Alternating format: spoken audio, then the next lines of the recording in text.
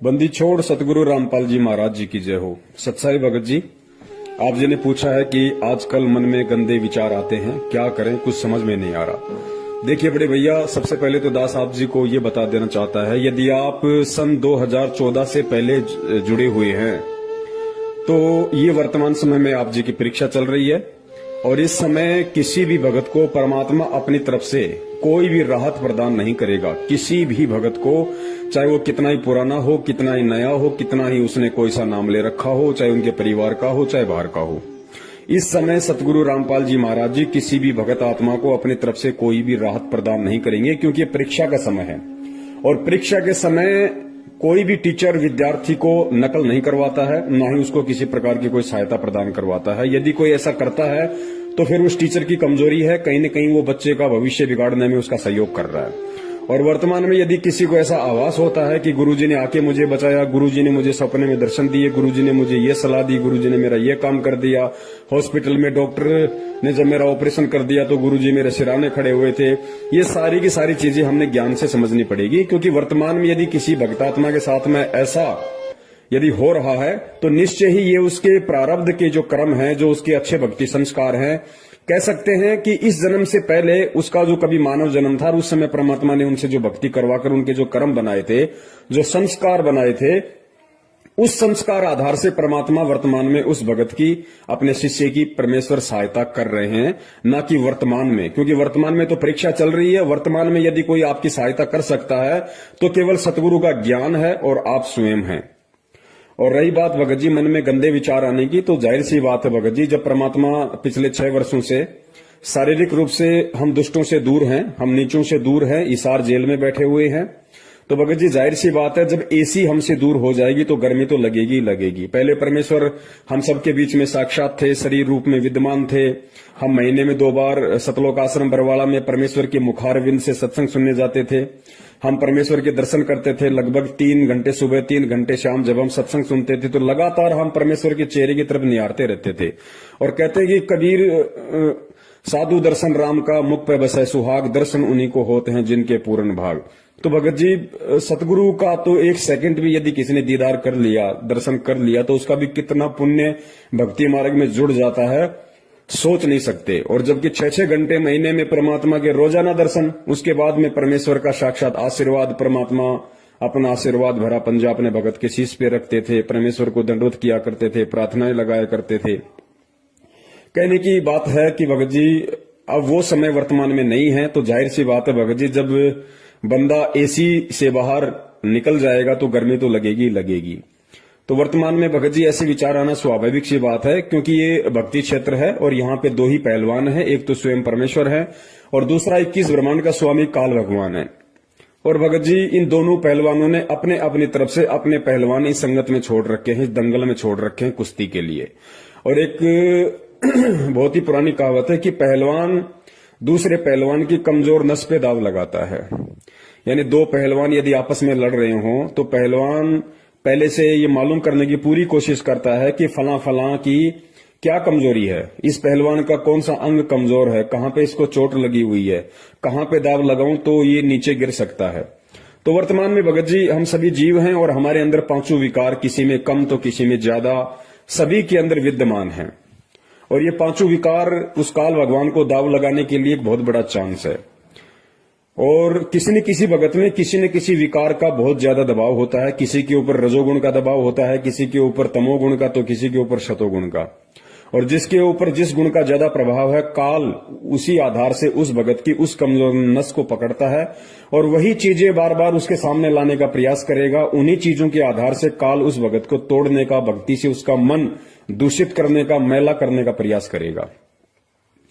अब जैसे मान लीजिए किसी भाई में रजोगुण ज्यादा प्रभाव है इस समय, तो भगत जी जाहिर सी बात है उसकी थोड़ी कुदृष्टि हो जाएगी माता बहनों के प्रति, या हम मार्केट में जा रहे हैं कोई बहन दिखाई दे गई उसके प्रति हमारी दृष्टि कुदृष्टि हो जाएगी।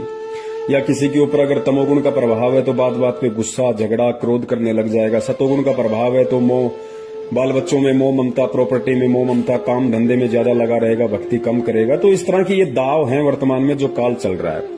और गुरुदेव ने इन चीजों से दूर हटने के लिए धीरे धीरे ज्ञान आधार से हमारे को तत्व ज्ञान युक्त सत्संग इसीलिए सिखाए थे कि बच्चों ये चीजें ना तुम्हारी थी, ना तुम्हारी हैं, ना तुम्हारी रहेगी। इन चीजों से धीरे धीरे तुम दूर हटना शुरू कर दो और परमात्मा से केवल यही अरदास करो कि साईं इतना दीजिए जामे कुटुंब समावे, हम भी भूखे ना रहे साधु न भूखा जाए।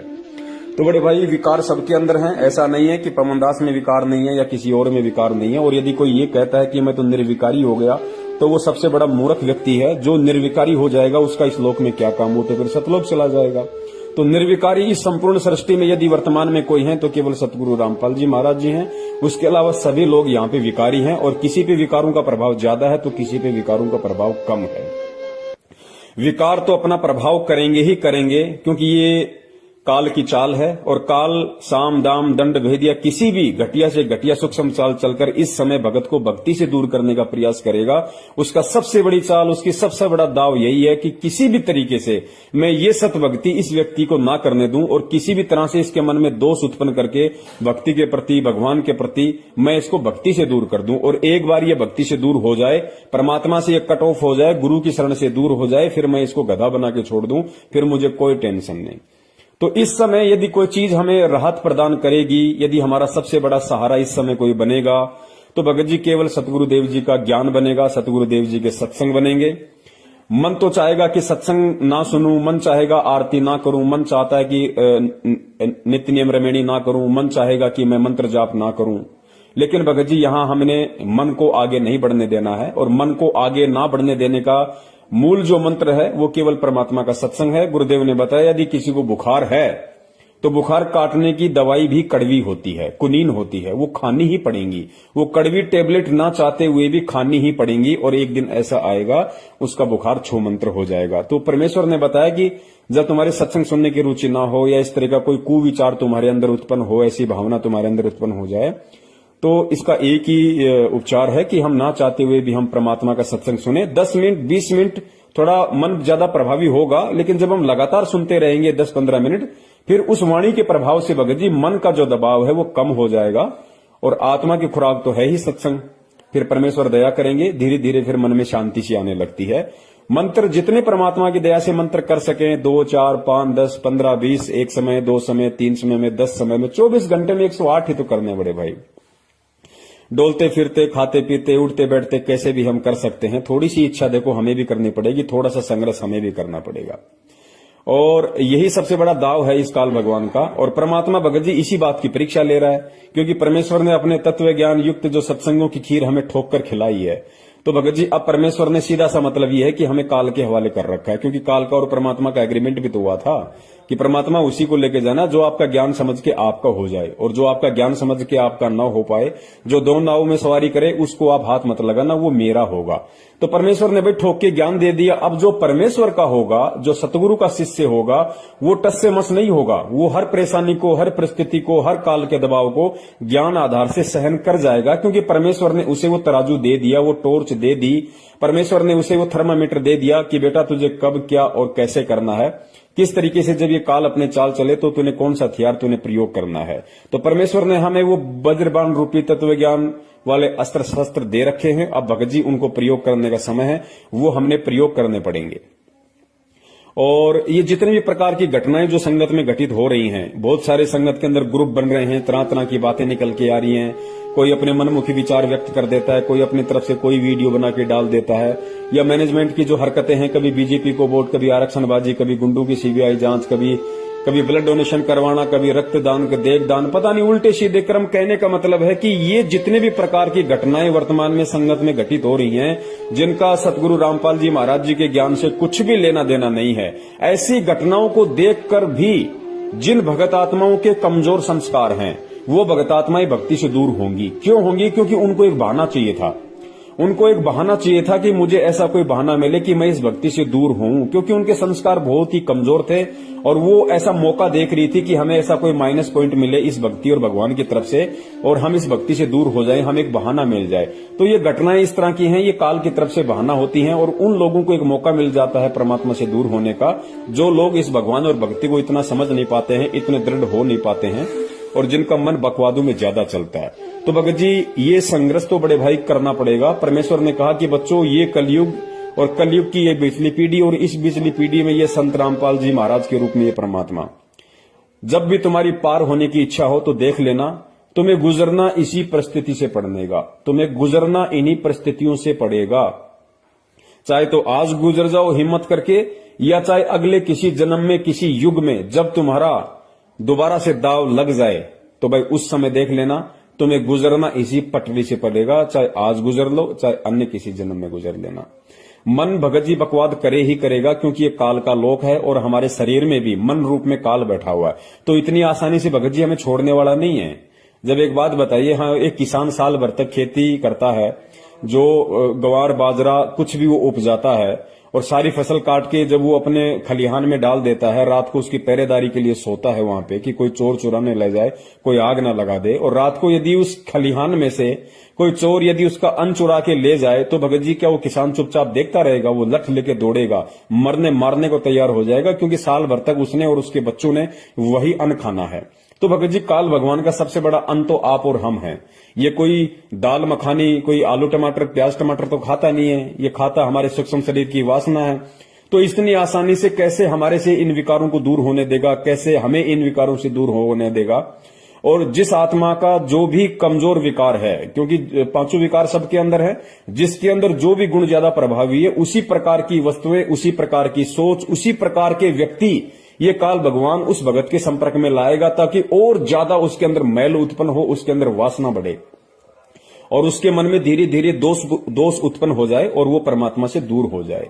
लेकिन भगत जी परमात्मा ने ठोक के हमें तत्व ज्ञान युक्त सत्संग दे दिया, तत्व ज्ञान से हमें लबालब कर दिया, और परमात्मा ने बता दिया कि भैया गरीब कच्चा हीरा कृच हो नहीं सहे घनबार, ऐसा ये मन हो रहा लेखा ले करतार। जब तुम्हें लगे कि इस तरह की कोई भी आपत्ति विपत्ति संकट मन में दोष भक्ति और भगवान के प्रति तुम्हारे अंदर उत्पन्न होने जा रहा है, तो बड़े भैया मान लेना कि उस समय ये सोच लो कि परमात्मा तुम्हारी परीक्षा ले रहा है, और उस परीक्षा में अब तुम्हें क्या करना है, तुम्हें काल के आगोश में जाना है या परमात्मा की शरण में रहना है।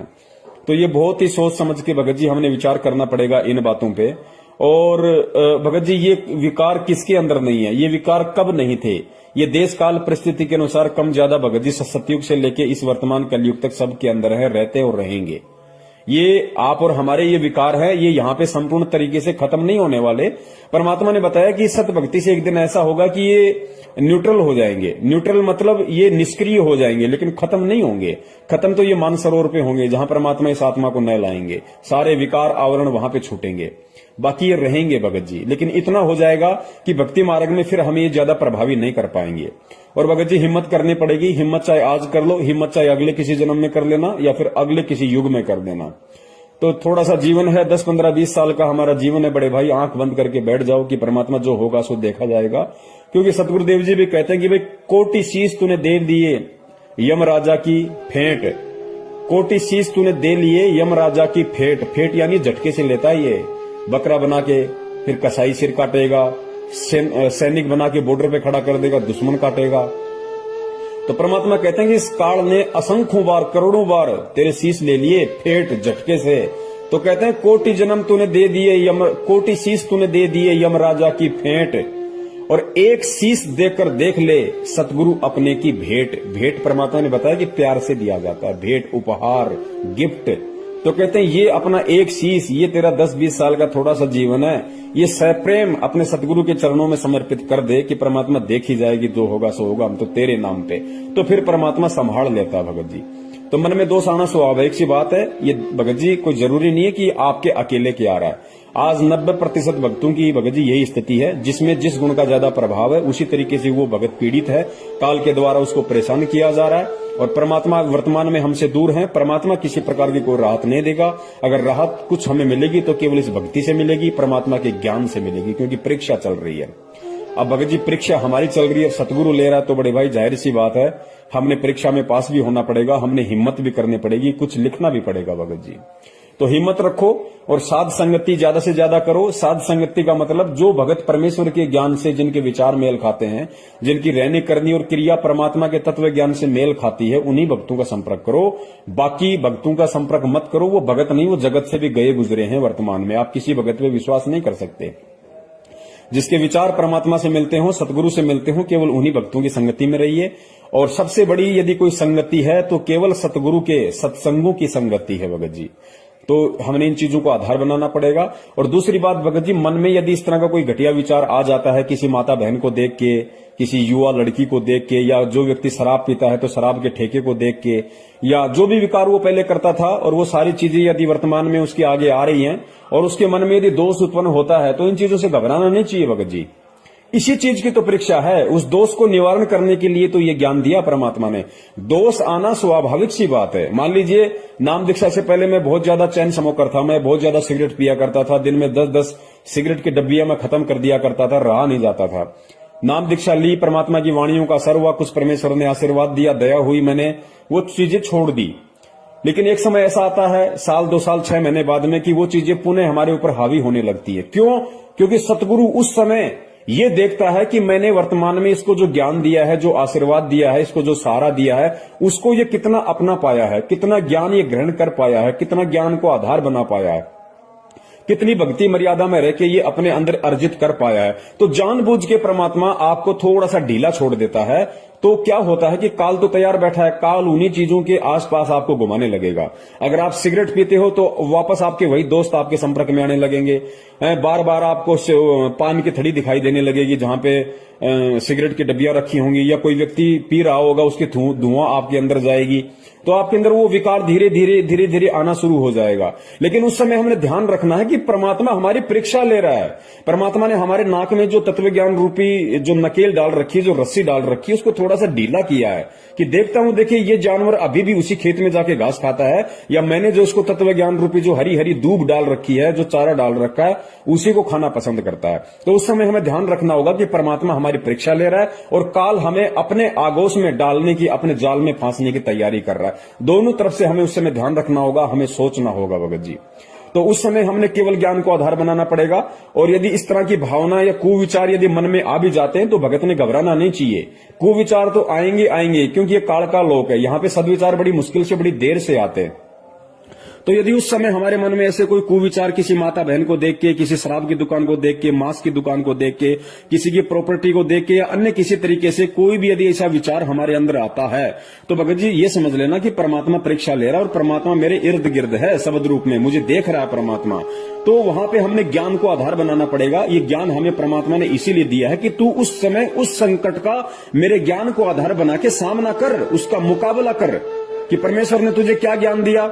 माता बहनें दिखाई देती हैं इस तरीके से, क्योंकि काल उन्हीं माता बहनों को आपके सामने लाएगा जो या तो सांसारिक रूप से बहुत ज्यादा सुंदर होंगी, या जैसे किसी ने ऐसे तंग कपड़े पहन रखे होंगे जिसका अंग अंग दिखाई दे रहा होगा, तो उन्हीं माता बहनों को आपके सामने ज्यादा लाने की कोशिश करेगा। और काल तो फिर मन रूप में बैठा हुआ, वो तुरंत उन चीजों की तरफ आकर्षित होगा। लेकिन ध्यान रखना चाहिए कि बेटा पीठ पीछे तेरा सतगुरु भी देख रहा है, पीठ पीछे तेरा बाप भी खड़ा हुआ है, तेरा बाप देख रहा है। तू काल को खुश करना चाहता है या बाप को लज्जित करना चाहता है? तो इस बात का भी हमने वहां पे ध्यान रखना पड़ेगा। और फिर वो तत्व ज्ञान रूपी जो दीवार जो परमेश्वर ने हमें दे रखी है, जो टॉर्च दे रखी है, हमने उसको आधार बनाना पड़ेगा।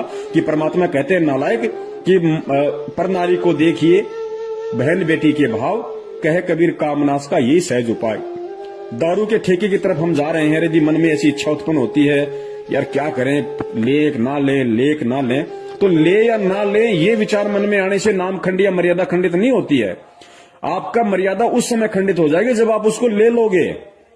अगर विचार आपके अंदर आ रहा है तो उसी समय आपने परमात्मा के ज्ञान को आधार बनाना पड़ेगा कि बाप पीठ पीछे खड़ा है और बाप ने बताया है कि भैया शराब पीवे कड़वा पानी 70 जन्म कुत्ते के जाने। तो देख ले बेटा, तुझे इस जन्म में सतलोक की प्राप्ति करनी है या फिर एक घूंट लेके तुझे 70 जन्म लगातार तुझे कुत्ते के लेने, और बाप पीछे खड़ा हुआ है, देख ले तुझे क्या करना है। तो भगत जी ये सारी बातें हमने विचार करनी पड़ेंगी। इसी तरीके से हम इस मन को जीत सकते हैं और परमात्मा की इस परीक्षा में हम पास हो सकते हैं। और ध्यान रखना, परमात्मा की परीक्षा में बिना परमात्मा के सहारे के कोई पास भी नहीं हो सकता। आप और हम जीव है, हमारी कोई औकात नहीं कि भगवान हमारी परीक्षा ले और हम पास हो जाएं। हम यहाँ की 8वीं 10वीं की परीक्षा में तो सप्लीमेंट्री लाख के पास होते हैं, 3rd डिवीजन बाई ग्रेस आती है, और भगवान परीक्षा ले और हम पास हो जाएं। कभी सोचना भी मत ये बातें। परमात्मा पीठ पीछे खड़ा है भगत जी, तभी हमारी थोड़ी बहुत हिम्मत इन काल लोक की इन वासनाओं से संघर्ष करने की हो रही है, अन्यथा नहीं हो सकती। तो ध्यान रखो कि शब्द रूप में आप ये मत देखो कि जेल में जेल में परमात्मा बैठा है, संत रामपाल जी महाराज जी जेल में बैठे हुए हैं, मुझे देखने वाला कोई नहीं है। परमात्मा पीठ पीछे शब्द रूप में खड़ा है, क्योंकि वो केवल शरीर रूप में जेल में है, शब्द रूप में तेरे साथ में है, तेरे इर्द गिर्द है। तो इस चीज का ध्यान रखो भगत जी कि परमात्मा 24 घंटे मुझे निहार रहा है, मुझे देख रहा है।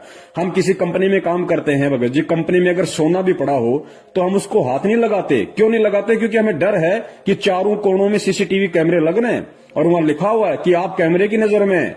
तो भगत जी जब हम उस 2500 के कैमरे से हम इतना डर रहे हैं कि इसके अंदर मेरी हर हरकत रिकॉर्ड हो जाएगी और मैं कंपनी में जो है मेरी बेइज्जती हो जाएगी, मुझे काम से निकाल दिया जाएगा, तो बड़े भैया यहाँ परमात्मा का सीसीटीवी कैमरा तो सूक्ष्म रूप में 24 घंटे पृथ्वी के कोने कोने में लग रहे हैं। अंधेरे में भी परमात्मा के सीसीटीवी कैमरे लग रहे हैं। परमात्मा का कैमरा अंधेरे में भी काम करता है भगत जी।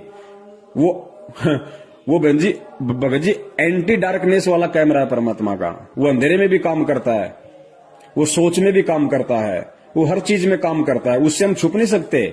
यहाँ के कैमरे तो लाइट चली जाए हम बच जाएंगे, लेकिन भगत जी वो कैमरे ना तो लाइट से चलते हैं, ना जनरेटर से चलते हैं, ना बैटरी से चलते हैं, वो परमात्मा की पावर से चलते हैं। परमात्मा की पावर हर क्षण हर पल एक सेकंड के लिए भी गायब नहीं होती है इस पृथ्वी से। इस चीज का हमें ध्यान रखना है।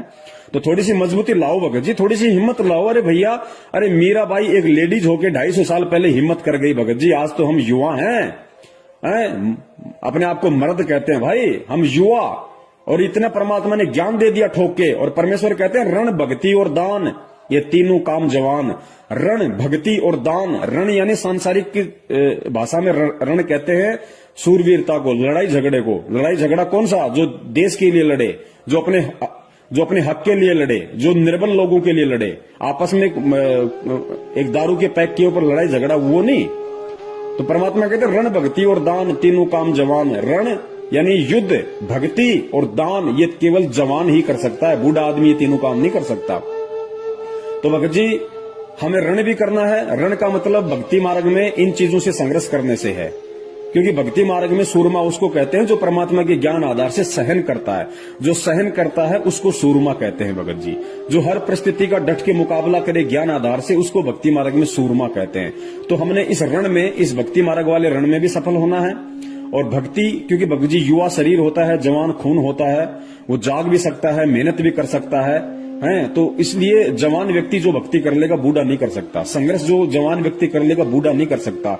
धन कमा के जो दान जवान व्यक्ति कर लेगा बूढ़ा नहीं कर सकता। इसलिए परमेश्वर कहते हैं कि रण भक्ति और दान ये तीनों काम जवान। तो भगत जी परमेश्वर ने जवानी में नाम दिया, इसका मतलब क्या है? इसका मतलब ये है कि परमात्मा चाहते हैं कि बेटा डट के भक्ति कर, संघर्ष कर। मैं तेरे पीछे खड़ा हूं, तेरे से दूर नहीं हूं, दिखाई नहीं दे रहा वो बात अलग है, सूक्ष्म रूप में तेरे साथ में हूं, तुझे डिगने नहीं दूंगा, टूटने नहीं दूंगा। बस थोड़ा सा विश्वास रख कि परमात्मा मेरे साथ में है। बस भगत जी, फिर कुछ नहीं, ये समय ऐसा ही निकल जाएगा, मालूम भी नहीं पड़ेगा। 10, 15, 20 साल का हमारा जीवन है, इससे ज्यादा हमारी जिंदगी नहीं है। और कोशिश यही करो कि परमात्मा के शरीर में रहते सते हम नीचों का शरीर छूट जाए और परमात्मा हमें यहां से पार कर दे। सत साहिब। बंदी छोड़ सतगुरु रामपाल जी महाराज की जय हो। सत साहिब।